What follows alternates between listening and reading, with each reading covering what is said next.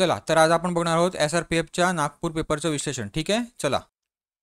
आता इथे बघा काय गणित दिलंय. काय दिलंय तर 256 चा 0.16 घात गुणिले 16 चा 0.18 घात. ठीक आहे. आता 256 कसला वर्ग असतो तर 256 हा 16 चा वर्ग असतो. ठीक आहे, म्हणजेच काय तर ह्याचा जो वर्ग आहे हा 2 हा ह्याला काय होणार तर गुणिले होणार ना 0.16 ला. पुढे गुणिले 16 आणि हे 0.18. ठीक आहे. आता इथे किती होणार 16 दुने 32 म्हणजे 0.32 होणार. ठीक आहे, म्हणजे 16च्या घातात. ठीक आहे, गुणिले 16 च्या घातात किती 0.18. आता काय असते तर ए च्या घातात एक्स असेल गुणिले ए च्या घातात वाय असेल तर काय होते गुणाकार असतो तेव्हा ए चा एक्स अधिक वाय होतो. ठीक आहे, म्हणजे इथे काय होणार तर 16च्या 0.32 अधिक 0.18 म्हणजेच काय होणार तर 16च्या घातात 0.50. ठीक आहे, तर 0.50 म्हणजे काय तर 1/2 असते ना. इथे बघा 0.50 म्हणजे काय तर 50/100. बरोबर आहे, म्हणजे 50 एके 50 50 दुने 100 म्हणजे 1/2 असते. आता 1/2 ह्याच्या घातात आहे म्हणजे काय होणार तर हा 16 वर्गमुळात असणार. आता 16 कसला वर्गमूळ आहे तर 4च आहे. समजलं कसं करायचं. चला पुढे. आता इथे बघा काय दिलंय ए स्क्वेअर अधिक बी स्क्वेअर किंवा ए चा वर्ग अधिक बी चा वर्ग बरोबर काय दिलंय 117 आणि ए बी बरोबर 54. तर हे काढायला सांगितलं. ठीक आहे आपल्याला. आता अशा गणितामध्ये तुम्हाला ए बी ची जी सूत्र आहेत जी मी मागच्या विश्लेषणात सांगितलेली आहेत तर ज्याने बघितले त्यांना हा प्रश्न व्यवस्थित येईल. ठीक आहे, तर इथे बघा काय करायचं ए चा वर्ग अधिक बी चा वर्ग दिलाय म्हणजे आपण काय करायचं तर ए अधिक बी चा कंसाचा वर्ग. आता हे काय असते तर ए चा वर्ग अधिक 2ab अधिक b चा वर्ग. ठीक आहे, म्हणजेच काय तशी मांडणी करायची a चा वर्ग अधिक b चा वर्ग अधिक 2ab. आता a चा वर्ग अधिक b चा वर्ग आपल्याला माहिती आहे किती आहे तर 117 आहे. ठीक आहे, आणि 2ab काय आहे तर 54 आहे. ab दिलेलं आहे म्हणजे काय तर 2 गुणिले 54. ठीक आहे, म्हणजेच काय तर 54 दुने किती 108 आणि 108 अधिक 117 किती तर तुम्ही बेरीज केली तर तुम्हाला 225 भेटले. ठीक आहे, आता इथे काय आहे तर a अधिक b चा वर्ग आहे म्हणजे पुढे काय होणार तर हे 225 वर्गमुळात जाणार म्हणजेच काय तर ए अधिक बी काय होणार तर 15. ठीक आहे, म्हणजे आपल्याला हा वरचा भेटला अंश. आता आपण छेद काढूया. ठीक आहे, आता ए वजा बी काय असते तर ए चा वर्ग वजा 2ab अधिक बी चा वर्ग. आता ए चा वर्ग अधिक बी चा वर्ग आपल्याला माहिती आहे आणि वजा 2ab ए बी पण आपल्याला माहिती आहे. तर ए चा वर्ग अधिक बी चा वर्ग किती दिलाय तर 117 वजा 2 गुणिले 54. ठीक आहे, म्हणजे तेच 117 वजा 108 किती होणार तर 9 होतील. ठीक आहे, म्हणजेच काय तर ए वजा बी चा वर्ग भेटला आपल्याला. ठीक आहे, म्हणजे काय होणार ए वजा बी हे वर्गमुळे जाणार 9 आणि 9 कसला वर्ग असतो तर 3चा असतो. ठीक आहे, आता आपल्याला ए अधिक बी पण भेटले आणि ए वजा बी पण भेटले. आता टाका किमती. ए अधिक बी काय आहे तर 15 आणि ए वजा बी काय आहे तर 3 म्हणजे किती भेटणार तुम्हाला उत्तर तर 5 भेटणार. ठीक आहे, समजलं आहे उत्तर आहे. चला पुढे. आता इथे बघा काय सांगितलंय मुकेश एक काम 15 दिवसात पूर्ण करतो तर अनिल तेच काम 20 दिवसात पूर्ण करतो. जर अनिलने 8 दिवस काम केले तर उरलेले काम मुकेश किती दिवसात करेल असं विचारलं. ठीक आहे, आता त्याने काय दिलं आहे तर मुकेश किती दिवसात करतो 15 दिवस. अनिल किती दिवसात करतो तर 20 दिवस. आता काय करायचं तुम्ही माहिती आहे का ह्या दोघांचा लसावी घ्यायचा. ठीक आहे, आणि ते आपलं टोटल काम मानायचं. ठीक आहे, आता दोघांचा लसावी काय येईल तर 60 येईल. बरोबर आहे ना, म्हणजे दोन्ही संख्येनी 60ला भाग जातो. ठीक आहे, हे काय आपण करायचं तर टोटल काम आहे आपलं. ठीक आहे, हे मानायचं आहे आपण. ठीक आहे, मानायचं आहे. ठीक आहे, तर मुकेश एका दिवसात किती काम करेल मुकेश तर हे 60 आहे टोटल. बरोबर आहे ना, म्हणजे 15 तो काम करतो म्हणजे 15 चोक 60 म्हणजे एका दिवसात तो 4 काम करेल. ठीक आहे ना, म्हणजे 15 दिवसात तो 60 काम करेल. बरोबर आहे ना. आता अनिल 20 दिवसात 60 करतो तर एका दिवसात किती करेल तर 3 काम करेल. समजलं. हा कोण आहे तर मुकेश, हा कोण आहे तर अनिल. आता त्याने पुढे काय सांगितलं बघा जर अनिल 8 दिवस काम केले.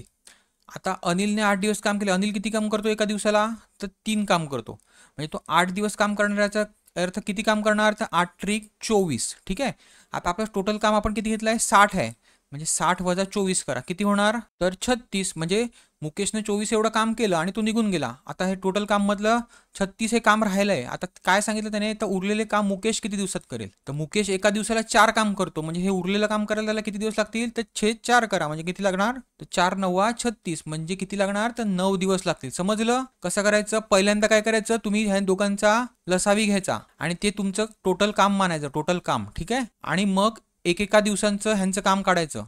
जर ते 15 दिवसात 60 काम करत असतील तर एका दिवसात किती काम करतो मुकेश तर 4 काम करतो. अनिल किती करतो तर 3 करतो. मग त्यांचं एक दिवसाचं काम भेटल्यावर काय करायचं तर इकडे अनिलने 8 दिवस काम केलंय म्हणजे अनिल किती करणार तर 8 त्रिक 24 हे काम तेवढं करणार आणि निघून जाणार.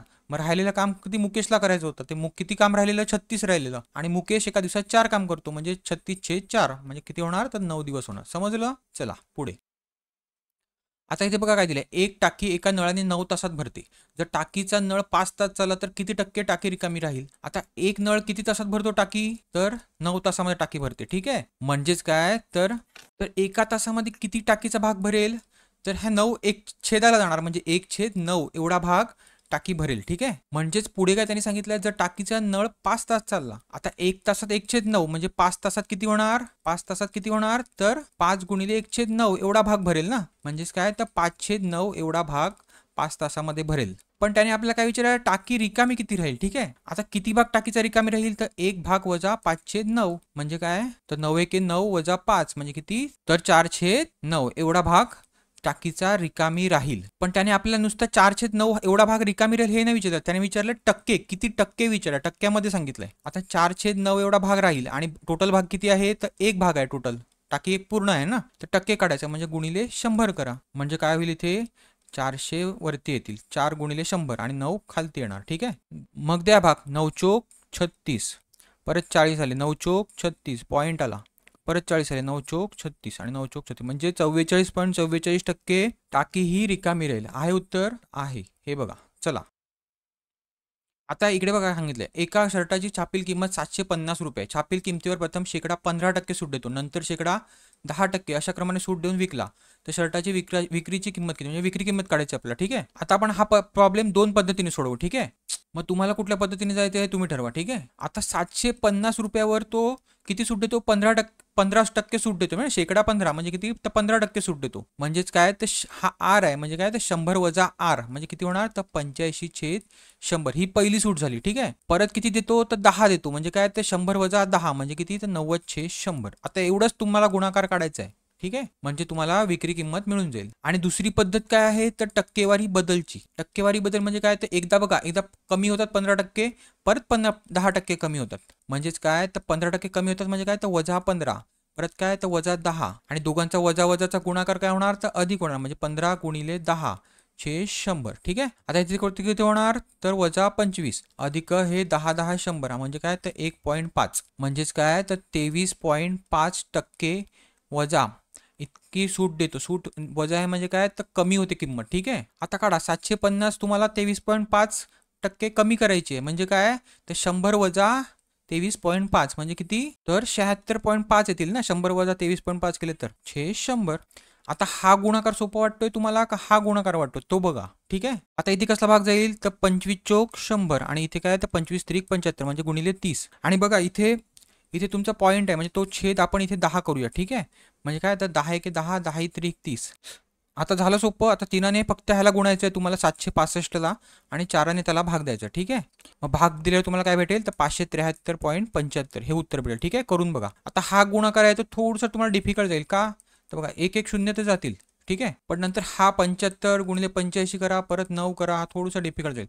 म्हणून बघा हा आवडतोय का हा आवडतोय. ठीक आहे, चला आता त्यांनी इथे काय सांगितलंय, एका परीक्षेमध्ये 40% विद्यार्थी गणितात नापास झाले, 30% विद्यार्थी इंग्रजीत आणि दोन्ही ह्याच्यामध्ये किती तर 10% विद्यार्थी दोन्ही विषयात, तर किती टक्के विद्यार्थी पास झाले सांगितलं. ठीक आहे, आता नापास किती झालेत बघा, तर पहिला कुठला आहे तर मॅथ्समध्ये किती झाले आहेत तर 40%. ठीक आहे, इंग्लिशमध्ये किती तर 30%. ठीक आहे, आणि मॅथ्स अधिक इंग्लिशमध्ये किती तर 10%. आता हे तर दोन्ही मिळून नापास झालेले 10%. ठीक आहे, म्हणजे आपल्याला काय काढायचं पास झालेले काढायचे आहेत, म्हणजे कुठला तरी एक विषय घेऊन नापास झालेला असेल तो पण नापासच आहे. ठीक आहे, म्हणजेच काय तर हे 10% आपण इथे पण पकडलेले आहेत, म्हणजे काय करायचं ह्यांची बेरीज करायची, ह्याच्यातनं हे वजा करायचे. ठीक आहे, म्हणजे 40 अधिक 30 किती 70, 70 वजा 10 किती तर 60, म्हणजे 60% विद्यार्थी हे नापास झालेले, आपण नापास झाले काढले. ठीक आहे, म्हणजेच काय तर 100 वजा 60 करा, म्हणजेच काय तर 40% विद्यार्थी हे पास झालेले आहेत. समजलं? आहे उत्तर? आहे. चला पुढे. आता इथे काय सांगितलं 55 लिटर मिश्रणात दूध व पाणी यांचे गुणोत्तर 8:3 आहे. काय सांगितलं आहे तर मिल्क अँड वॉटर घेऊ. यांचं काय गुणोत्तर आहे तर 8:3 आहे. तर यात किती लिटर दूध टाकावे म्हणजे नवीन द्रावणात दूध व पाण्याचे गुणोत्तर 4:1 होईल. आता पहिल्यांदा जर आपण 55 लिटर म्हणजे दूध किती आहे आणि पाणी किती आहे ते काढू. ठीक आहे, ठीक आहे, आता हे 55 लिटर आहेत, ह्याच्यामध्ये पहिल्यांदा आपण दूध किती आहे ते काढू, मिल्क. ठीक आहे, आता हे दूध किती दिले आपल्याला गुणोत्तरात तर 8 दिलाय, छेद काय करायचं 8 अधिक 3 11. तसंच पाण्याचं पण करूया, पाणी किती आहे 55 लिटरमध्ये तर हे तिकडे 3 आहे आणि अधिक काय तर 8 अधिक 3 11. आता दूध किती भेटेल आपल्याला तर 11×5 = 55, 5 8 40 म्हणजे 40 लिटर हे दूध आहे, ठीक आहे.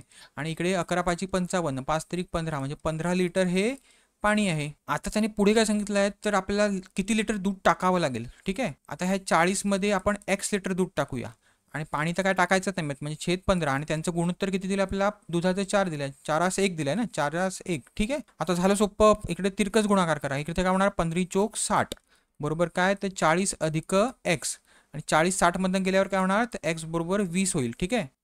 म्हणजे त्याने आपल्याला एक्सच काढायला सांगितलं, किती टाकायला सांगितलं ना, किती टाकायचं दूध म्हणजे किती, तर 20 लिटर, ठीक आहे. समजलं. चला पुढे.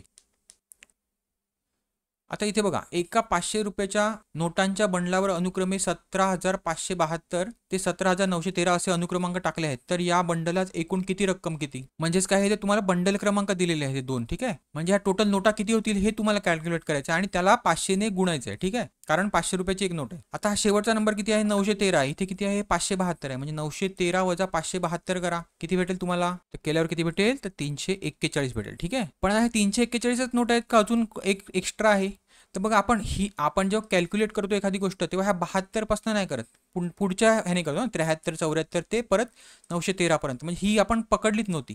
म्हणजे ही पण एक नोट आहे, ठीक आहे. म्हणजे अजून एक ऍड करायला लागेल, म्हणजे काय, तर 342 नोटा होतील. गुणिले 500 करा, किती रुपये होतात ते तुम्हाला समजेल. हे 2 शून्य तसेचे तसे लावा, 5 दुने 10, 1 5 चोक 20 ने 1 21 आणि 2 5 त्रिक 15 आणि 16 आणि 17 म्हणजे किती, तर 1,71,000 रुपये आहे, तर आहे.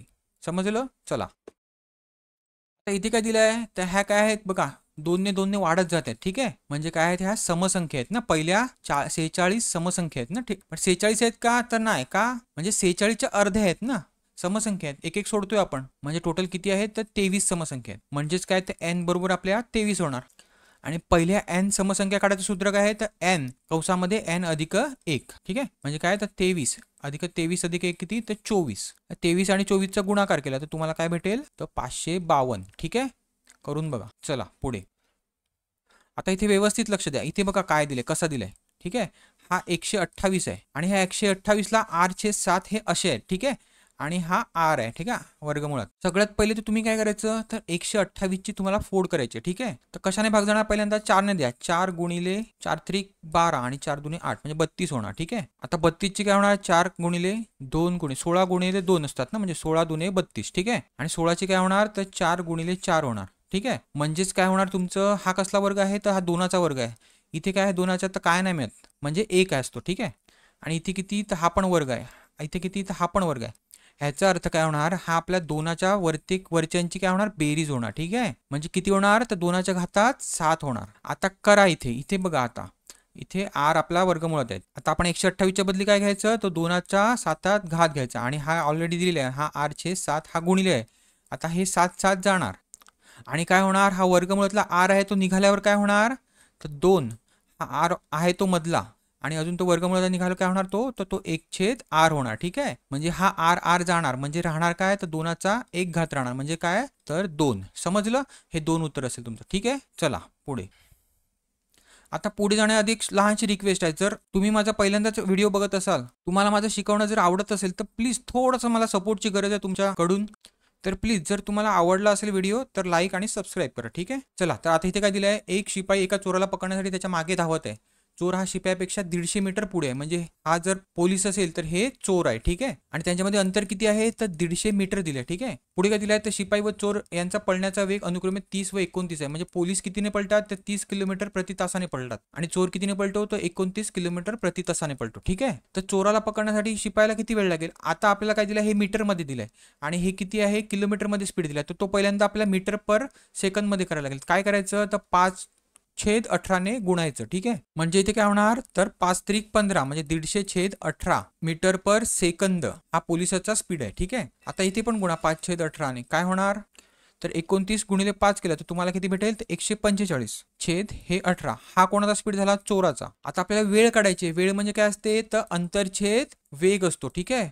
पण इथे आपण ते एकाच दिशेने पळतात, एकाच दिशेने जर पळत असतील तर सापेक्ष गती काय असते, त्याच्या दोघांमधला स्पीड किती असतो, तर त्यांच्यातला फरक असतो, ठीक आहे. आता 150/18 वजा 145/18 करा, अंतर किती आहे, तर 150 आणि सापेक्ष गती किती येणार, तर 150/18 वजा 145/18 म्हणजेच काय होणार, तर 150 5/18. आता 18 इथे वरती जाईल. मग इथनं 5 एके 5, 5 त्रिक 15 म्हणजे आणि 0 म्हणजेच काय तर 18 त्रिक 54 म्हणजे किती 540 सेकंद येणार. ठीक आहे. आता हे 540 सेकंद आहे पण आपल्याला उत्तर काय दिलंय मिनिटामध्ये दिलंय. तर 540 सेकंद म्हणजे किती मिनिटं तर 540/60 करा. एका मिनिटात 60 सेकंद असतात म्हणजे करा. तर हे शून्य गेले हे शून्य गेले 6 9 54 याचा अर्थ किती होणार तर 9 मिनिटं होणार. ठीक आहे उत्तर तर आहे.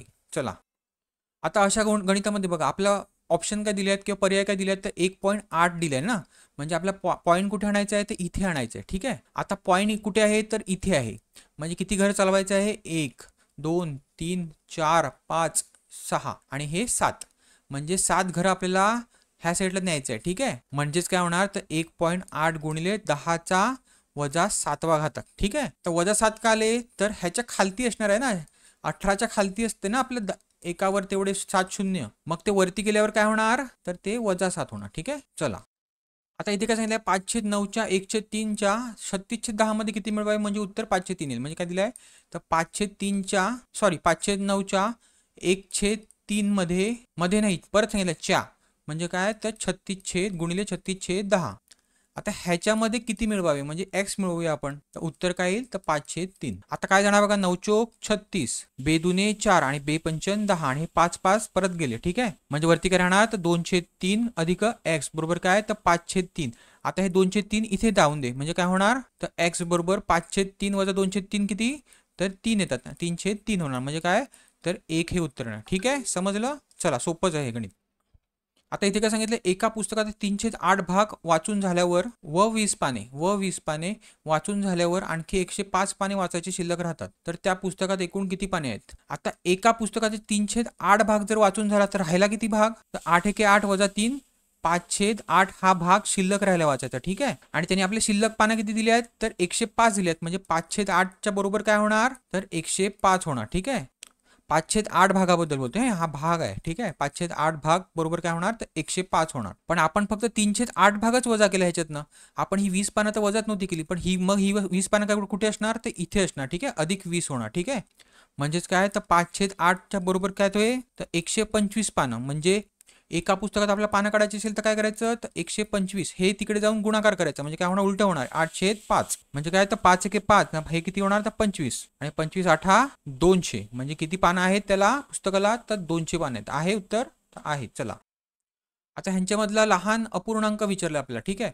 आता पहिले बघा 4/5 आणि 9/5 घेऊया का आता दोघांचा छेद समान आहे म्हणजे ह्याच्यामध्ये लहान कोण येणार तर 4/5 येणार कारण ज्याचा अंश मोठा असतो ती मोठी संख्या. ठीक आहे. म्हणजे 4/5 ही लहान आहे ह्यांच्यामध्ये. आता 4/5 घेऊया आणि 11/15 घेऊया. किती 11/15. आता इथे काय करायचं तर सोपं होण्यासाठी इथे 15 आहे मग इथे काय करायचं इथे 3 गुणायचं वरती आणि इथे पण 3 गुणायचं म्हणजे काय होणार तर 12/15 होणार. ठीक आहे. आणि इथे 11/15. आता तुम्हाला लगेच समजेल की लहान कोण आहे तर ही 11/15 ही लहान आहे. आता राहिली कुठली संख्या तर 11/15 आणि राहिली कुठली तर 5/11 ही शेवटची राहिली. आता काय करायचं ह्यांचा तिरकस गुणाकार घ्या 11 गुणिले 11 किती तो 11चा वर्ग काय तो तर 121 आणि नंतर हा गुणाकार घ्या 15×5 तर 75 म्हणजे मोठी संख्या कुठली आहे तर ही आहे म्हणजे कुठली तर ही मोठी आहे 11/15 ही मोठी आहे म्हणजे लहान कोण येणार तर 5/11 ही लहान आहे. समजलं. चला आता इथे विचारले 9 व 7च्या स्थानिक किमतीतील फरक सांगा. आता इथे पॉईंट आहे. ठीक आहे. पॉईंट आता हा पॉईंट आहे ना थोड्या वेळासाठी बाजूला ठेवा. किती घरानंतर आहे तर 4 घरानंतर आहे. आता 9ची स्थानिक किंमत काय येणार 9च्या पुढे किती अंक आहे तर 3 आहेत म्हणजे किती तर 9,000 येणार. 7ची किती आहे 7च्या पुढे किती आहेत तर काहीच नाही म्हणजे ती फक्त येणार 7. आता 9,000 वजा 7 केल्यावर किती होणार तर 8,993 आणि 4 घरानंतर 0 म्हणजे हेच उत्तर आहे तुमचं दुसरं तर उत्तर मिळतच नाही. ठीक आहे. समजलं. चला आता इथे काय सांगितलं 120च्या 7/8 पट म्हणजे काय सांगितलंय म्हणजे काय तर गुणिले 7/8 पट. ही पुढे काय सांगितलं त्याने ही कशाच्या 21/20 पट असेल ही कशाच्या 21/20 पट आहे. झालं सोपं 7 एके 7 7 त्रिक 21 3 एके 3 3 चोक 12 म्हणजे इथे 40 झाले 8 एके 8 8 पंचन 40 म्हणजे हे 20 इकडे येऊन गुणाकार होणार म्हणजे काय ते 20 पंचन 100 म्हणजे x बरोबर काय तर 100. समजलं. चला पुढे आता अशा गणितामध्ये काय करायचं जर तुम्हाला पॉईंटचं गणित समजत नसेल तर काय करायचं तर सरळ 25/100 करून टाका. ठीक आहे. पॉईंट किती घरानंतर आहेत तेवढे इथे किती एका घरानंतर म्हणजे इथे किती होणार तर 5/10 होणार अधिक काय होणार तर 25/100 करा अधिक छेद काय होणार तर 5/1000 होणार. ठीक आहे. वजा काय होणार तर 25/1000 होणार. ठीक आहे. आणि छेद काय होणार तर 5/1 किती शून्य, 1 2 3 आणि 4. आता काय करायचं, तर जे शून्य जातात ते घालवा. ठीक आहे, आता हा एक शून्य जाणार, हा एक शून्य जाणार, हे 2 शून्य जाणार, हे 2 शून्य जाणार, हे 3 शून्य जाणार आणि हे 3 शून्य जाणार. म्हणजे इथे बघा काय उरलं, 25/5/10. इथे पण काय उरलं, 25/5/10. म्हणजे काय होणार, हे दोन्ही पण संख्या एकमेकाला वजाबाकीमध्ये संपवणार. ठीक आहे, आता उरलंय काय, तर 25/10 आणि हा 5 पण छेदायलाच आहे, म्हणजे गुणिले 5. म्हणजे होणार, तर 5×5=25 आणि 5×1=5, 5×2=10. म्हणजे काय, 1/2 म्हणजे किती, तर 0.5 आहे उत्तर. तर आहे असं काढायचं. ठीक आहे, चला पुढे. आता इथे बघा काय दिलं, दशादशे 8.5% दराने. दर म्हणजे काय, तर रेट म्हणजे आर टक्के. ठीक आहे, एका रकमेचे 5 महिन्यात 255 रुपये व्याज मिळते. आता हे व्याज म्हणजे काय येणार, तर सरळ व्याज येणार. ठीक आहे, चक्रवाढ व्याज नाही घ्यायचं. चक्रवाढ व्याज फक्त दिलं असेल तरच घ्यायचं प्रश्नामध्ये. ठीक आहे, आणि टाइम काय दिलाय, तर 5 महिने दिलेत. ठीक आहे, पुढे काय विचारलं, तर व्याजी लावलेली रक्कम किती, म्हणजे काय, तर पी काढायचं, प्रिन्सिपल काढायचं किंवा रक्कम काढायची. आता सरळ व्याजाचं सूत्र काय असते, तर SI म्हणजे सिंपल इंटरेस्ट बरोबर काय, तर मुदत गुणिले दर गुणिले काळ छेद 100. म्हणजे काय, तर पी गुणिले आर गुणिले टी, म्हणजे प्रिन्सिपल गुणिले रेट ऑफ इंटरेस्ट गुणिले टाइम छेद 100. ठीक आहे, आता आपला टाइम काय दिले त्याने, तर 5 महिने दिले. ठीक आहे, म्हणजे आपल्या ह्याच्यामध्ये काय करायला लागेल, तर वर्षामध्ये करायला लागतं. वर्षामध्ये करायचं असेल तर काय करायचं, तर 12ने छेद करायचा, म्हणजे 12ने भागायचं. ठीक आहे, का, तर 12 महिने असतात म्हणून.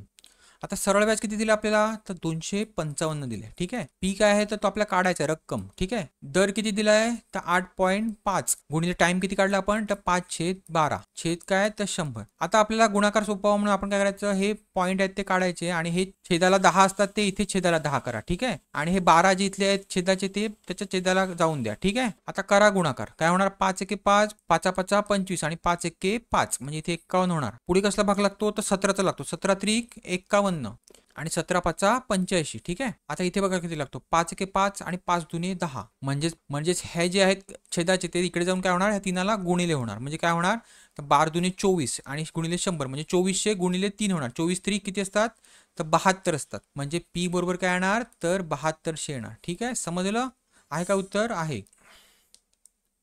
आता इथे काय सांगितलंय, पुढीलपैकी अवास्तव संख्या ओळखा. आता अवास्तव संख्या म्हणजे इंग्लिशमध्ये ह्याला काय म्हणतात, तर इमॅजिनरी. ठीक आहे, त्याच्यामध्ये कुठली होणार आहे इमॅजिनरी, जिथे वर्गमुळात वजा चिन्ह येते तिथे. का, त्याचे 2 रूट्स पडतात. ठीक आहे, म्हणजे तुमचं उत्तर काय येईल, तर हे येईल. ठीक आहे, बाकी वास्तव संख्या आहे, सगळ्या वास्तव संख्या आहेत. ठीक आहे, चला पुढे. आता असं वर्गमुळे दिलं असेल तर काय करायचं, तर पहिले 2-2चे हे करायचे. ठीक आहे, म्हणजे काय, तर हे टोटल 2-2चे तुम्ही पार्ट केले म्हणजे काय, तर 3 घरानंतर तुम्हाला पॉईंट द्यायचा आहे. आता 576 कसला वर्ग आहे, तर इकडे त्यांनी 24 दिलेलंच आहे सगळ्या ह्याच्यामध्ये, म्हणजे 24चाच वर्ग आहे. पण आपला पॉईंट किती घरानंतर द्यायचा आहे ते मेन इम्पॉर्टंट आहे. किती घरानंतर द्यायचं आहे, 2-2चे आपण हे केल्यावर भाग, तर 3 घरानंतर द्यायचं आहे. म्हणजे काय, तर हे 1, हे 2 आणि पुढे किती होणार, तर हे 3. समजलं, म्हणजे उत्तर काय येणार, तर 0.024. चला पुढे. आता इथे काय दिलं, 3 भावांच्या आजच्या वयाचे गुणोत्तर 3:4 4:6 आहे.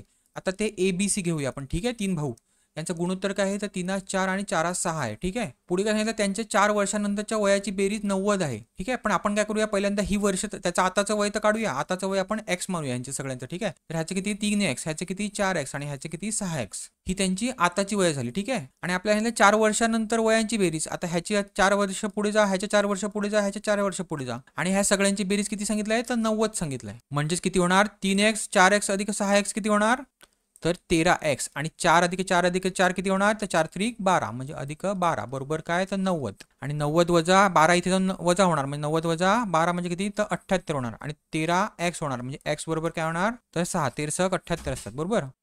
तर आता आपण आताचं मधल्या भावाचं वय काढूया. तर मधला कोण आहे, तर बी आहे. बीचं काय आहे, तर 4x आहे, म्हणजे किती होणार, तर 6×4=24 म्हणजे 24 वय त्याचं आताच आहे. पण त्यांनी काय सांगितलं, 4 वर्षापूर्वी म्हणजे वजा 4 करा, म्हणजे किती होणार, तर वय तर त्याचं 20 होणार. समजलं, चला पुढे.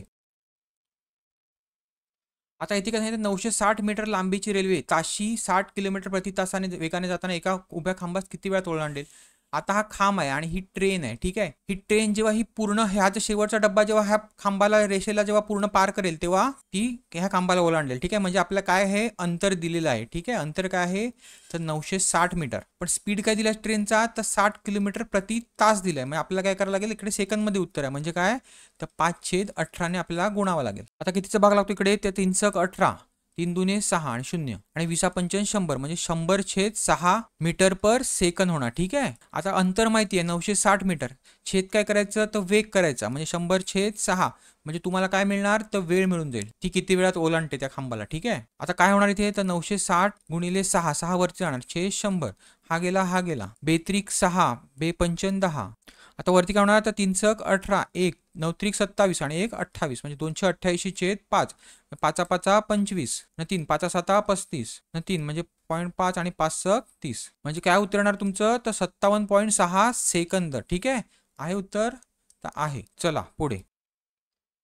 आता इथे काय सांगितलं 200च्या 200 म्हणजे 0.4 ची किती पट असते तर कशी काढायची तर 200 छेद पट सांगितलं ना म्हणजे 0.4 म्हणजेच काय होणार तर 200/4/10 असतात ना आपल्याकडे. आता हे 10 वरती गेले म्हणजे काय तर 200 गुणिले 10 छेद काय 4 4×5 20 म्हणजे 50 आणि 50 10 500. समजलं किती पट होते तर 500 पट होते. कधी कधी मुलं चुकी करतात ह्यांचा गुणाकार करतात 200 गुणिले 4 0.4 तर असं करायचं. ठीक आहे. चला पुढे. आता हा बघा सोपाच आहे. सतीशचे वय 15 वर्षापूर्वी 30 वर्ष होते म्हणजे 15 वर्षापूर्वी 30 वर्ष होते म्हणजे आताचं वय किती होणार तर 30 + 15 म्हणजे किती तर 45 वर्ष. तर पुढे विचारा तर तो किती वर्षाने 60 वर्षाचा होईल म्हणजे अजून 15 वर्षाने तो 60 वर्षाचा होईल म्हणजे किती वर्षाने होईल तर 15 वर्षाने. सोपंच आहे. चला आता इथे काय म्हटलंय कुणाल उत्तरेकडे 10 किलोमीटर चालत जातो. आता ही उत्तर दिशा आहे. ठीक आहे. तर तो उत्तरेकडे 10 किलोमीटर गेला नंतर परत तो रिटर्न उजवीकडे नंतर तेथून तो परत 6 किलोमीटर दक्षिणेला चालतो म्हणजे परत रिटर्न इकडे येतो. ठीक आहे. किती येतो 6 किलोमीटर येतो फक्त. ठीक आहे. पुढे तो पूर्व दिशेला 3 किलोमीटर चालतो. तो पुढे ही पूर्व दिशा आहे. पूर्व दिशेला किती चालतो तर 3 किलोमीटर चालतो. तो त्याच्या मूळ ठिकाणापासून किती आणि कोणत्या दिशेला येऊन पोहोचला. आता इकडनं सुरुवात केलेली त्याने. आता हे तुम्हाला अंतर काढायचं. ठीक आहे. आता हे टोटल 10 होतं तर हे एवढं अंतर किती असणार आहे तर 10 - 6 वरचे 6 होते ना म्हणजे किती तर 4 असणार आहे 4 किलोमीटर. आणि हे 3 माहिती आहे म्हणजे आपण कर्ण काढू शकतो पायथागोरसने. ठीक आहे. कर्णाचा वर्ग काय असतो तर बाजूचा वर्ग. बाजू काय आहे तर 4चा वर्ग अधिक दुसरी बाजू काय आहे तर 3चा वर्ग म्हणजे काय 16 + 9 म्हणजे किती तर 25 आणि 25 वर्गमुळात जाणार. हे कर्णाचा इथे वर्ग असतो म्हणजे वर्गमुळात 25 बरोबर किती होणार तर 5. ठीक आहे. म्हणजे तो 5 किलोमीटर कुठे आहे. आता दिशा नाही तुम्हाला माहिती दिशा कुठे आहे तो ही कुठली दिशा होती आपली ही पूर्व होती ही उत्तर होती. तर उत्तर आणि पूर्वमध्ये कुठली दिशा येते तर ईशान्य येते. ठीक आहे. म्हणजे तो कुठे आहे तर 5 किलोमीटर ईशान्येकडे. समजलं. चला पुढे. आता इथे बघा काय आशिषचे वजन हे गोविंदापेक्षा अधिक आहे.